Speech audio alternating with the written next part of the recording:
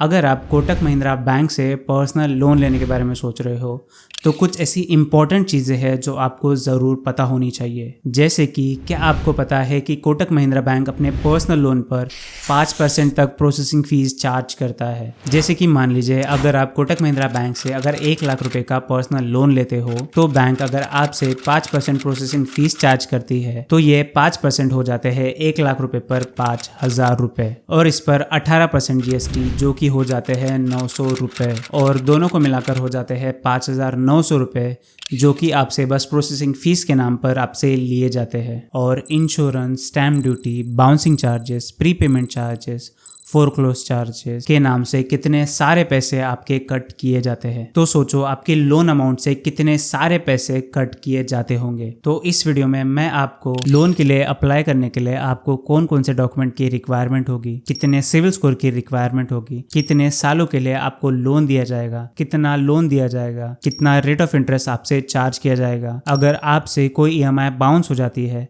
तो आपसे bouncing charges कितना लिया जाएगा और स्टैम्प ड्यूटी चार्जेस आपके लोन से कितने कट किए जाते हैं। इन सारे सवालों का जवाब मैं आपको इस वीडियो में देने वाला हूं। तो हम एकदम बेसिक से स्टार्ट करते हैं कि आखिर पर्सनल लोन होता क्या है। तो पर्सनल लोन ना एक अनसिक्योर्ड लोन है। इसमें ना आपसे कोई कोलैटरल लिया जाता है, ना ही आपसे कोई मॉर्गेज रखा जाता है। ये बस आपको आपके सैलरी के अगेंस्ट प्रोवाइड किया जाता है। तो हम इसी से जानते हैं कि अगर आप कोटक महिंद्रा बैंक में पर्सनल लोन के लिए अगर अप्लाई करते हो तो आपकी सैलरी रिक्वायरमेंट कितनी होनी चाहिए। तो देखो कोटक महिंद्रा बैंक में ना 3 टाइप्स के कस्टमर्स को काउंट किया जाता है। जैसे कि जिनका salary account Kotak Mahindra bank में है, जिनका salary account Kotak Mahindra bank में नहीं है और जो कोटक महिंद्रा बैंक के एम्प्लॉयज है। तो जिनका salary account Kotak Mahindra bank में नहीं है उनके लिए सैलरी रिक्वायरमेंट होगी 25,000। जिनका salary account Kotak Mahindra bank में नहीं है ऐसे लोगों के लिए सैलरी रिक्वायरमेंट है 30,000 और जो कोटक महिंद्रा बैंक के एम्प्लॉयज़ है उनके लिए सैलरी रिक्वायरमेंट है 20,000 रुपीज़। अगर आपकी सैलरी इन कैटेगरीज में आती है तभी आप कोटक महिंद्रा बैंक में पर्सनल लोन के लिए अप्लाई कर सकते हो। अब देखते हैं आपकी एज एंड आपका सिविल स्कोर कितना होना चाहिए ताकि आप पर्सनल लोन के लिए अप्लाई कर सके। तो कोटक महिंद्रा बैंक में पर्सनल लोन के लिए अप्लाई करने के लिए आपकी एज 21 साल से 60 साल तक होनी चाहिए, तभी आप पर्सनल लोन के लिए अप्लाई कर सकते हो। अब देखते हैं कि आपका सिविल स्कोर कितना होना चाहिए। तो कोटक महिंद्रा बैंक में पर्सनल लोन के लिए अप्लाई करने के लिए आपका सिविल स्कोर मिनिमम 730 होना चाहिए।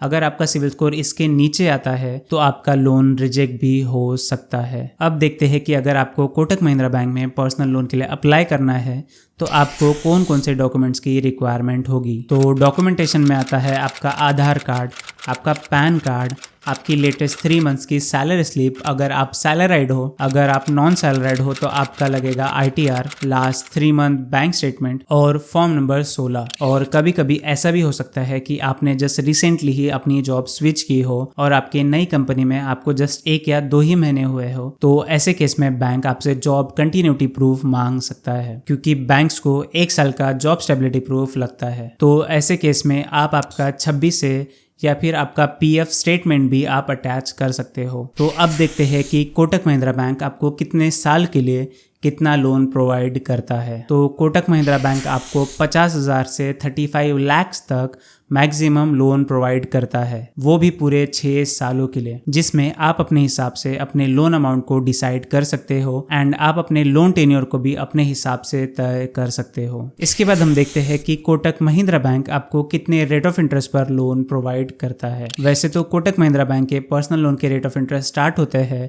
10.99 से लेके 25% तक। यानी अगर आप कोटक महिंद्रा बैंक में पर्सनल लोन के लिए अप्लाई कर रहे हो तो आपको 10.99 से लेकर 25% तक रेट ऑफ इंटरेस्ट दिया जा सकता है। अब देखो रेट ऑफ इंटरेस्ट ना आपके मल्टीपल फैक्टर्स पे डिपेंड करता है कि बैंक आपको कौन सा ROI देने वाली है। जैसे कि आपका क्रेडिट स्कोर या आपकी हिस्ट्री पर, मतलब आपने आज तक जितने भी लोन लिए हैं उसमें प्रॉपर EMI भरी है या नहीं है, या आपने किसी लोन को सेटल तो नहीं किया। आपकी इनकम एंड आपकी स्टेबिलिटी पर, मतलब आपकी जो इनकम है वो प्रॉपर आ रही है या नहीं। अगर आप मल्टीपल जॉब स्विच कर रहे हो या फिर आपकी सैलरी कभी ज़्यादा कभी कम आ रही है आपके एग्जिस्टिंग फाइनेंशियल ऑब्लिगेशन पर, मतलब जो आपके ऑलरेडी लोन चल रहे हैं वहाँ आप प्रॉपर आपकी EMI भर रहे हो या नहीं, आपके कोई मल्टीपल बाउंसेस तो नहीं है, या आपके लोन प्रॉपर क्लोज हो रहे हैं या नहीं। मान लीजिए अगर आपने जितने भी कभी लोन लिए हैं उसमें कभी कोई EMI बाउंस नहीं की, या आपने आपके सारे लोन्स को प्रॉपर टाइम पे क्लोज कर दिया है, तो ऐसे केस में आपको रेट ऑफ इंटरेस्ट काफ़ी कम मिल सकता है। लेकिन अगर आपका सिविल काफ़ी ख़राब है या आपके सिविल हिस्ट्री में मल्टीपल बाउंसेस है, तो ऐसे केस में आपको ज़्यादा से ज़्यादा रेट ऑफ इंटरेस्ट दिया जा सकता है। अब बात करते हैं processing fees and stamp duty की। तो कोटक महिंद्रा बैंक में आपसे प्रोसेसिंग फ़ीस चार्ज की जाती है 1% से लेकर 5% तक।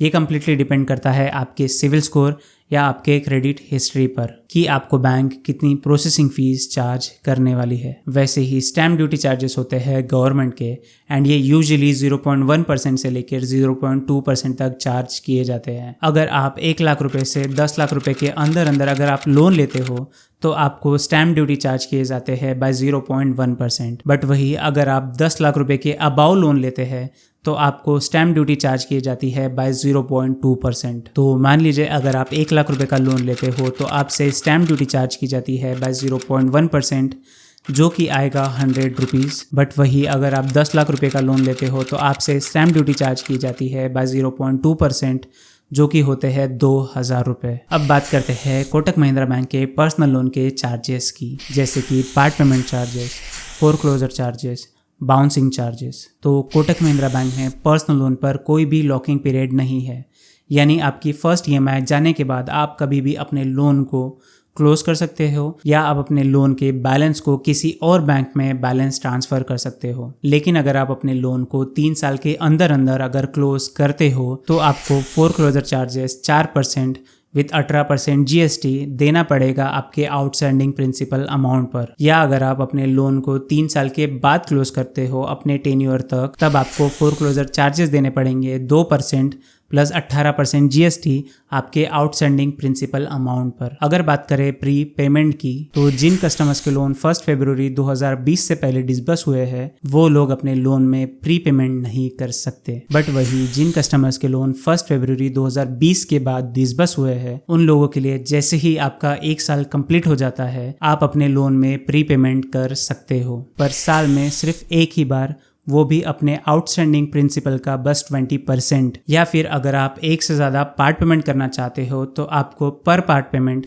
500 रुपीज़ पर 18% GST एक्स्ट्रा पे करना पड़ेगा। फिर उसके बाद बात करते हैं EMI बाउंसिंग चार्जेस की। अगर आप अपने EMI को कभी बाउंस करते हो तो आपको बाउंसिंग चार्जेस देना पड़ेगा 750 प्लस 18% GST। उसके अलावा अगर आप अपनी EMI डेट को चेंज करना चाहते हो तो आपको 500 प्लस 18% GST देना होगा। या फिर अगर आपको आपके लोन का SOA चाहिए हो तो आपको ये 1 साल में फ्री है, लेकिन अगर आप इसे 1 साल में 2 बार निकालते हो तो आपको 200 प्लस 18% GST चार्ज किया जाएगा। तो अगर मैं आपको एक एग्जांपल से बताऊं कि अगर आप कोटक महिंद्रा बैंक से एक पर्सनल लोन लेते हो तो आपको 1 लाख रुपए के पीछे आपको कितने चार्जेस पे करने पड़ सकते हैं। तो मान लीजिए आप एक पर्सनल लोन ले रहे हो कोटक महिंद्रा बैंक से 1 लाख रुपए का, उस पर आपसे प्रोसेसिंग फ़ीस चार्ज की जा रही है 5%, जो कि होता है 5000 रुपये।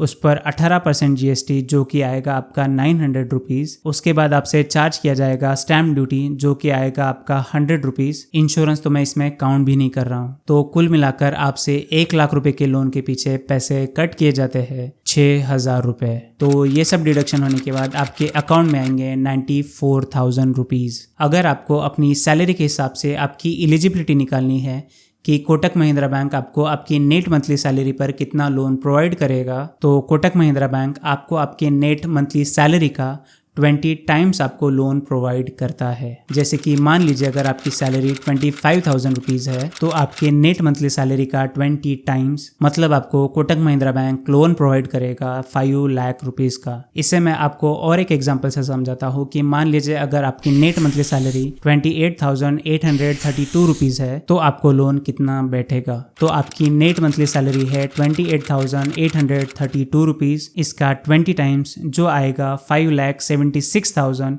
640 रुपीज़ का लोन आपको कोटक महिंद्रा बैंक प्रोवाइड करेगा। तो आई होप आपको वीडियो पसंद आया होगा। अगर वीडियो आपको पसंद आया होगा तो वीडियो को लाइक और चैनल को सब्सक्राइब करना बिल्कुल भी मत भूलना। और अगर आपको SBI से पर्सनल लोन लेना है तो इस वीडियो को ज़रूर देखिएगा। इस वीडियो में मैंने SBI के पर्सनल लोन के रिगार्डिंग सारी इन्फॉर्मेशन दी हुई है।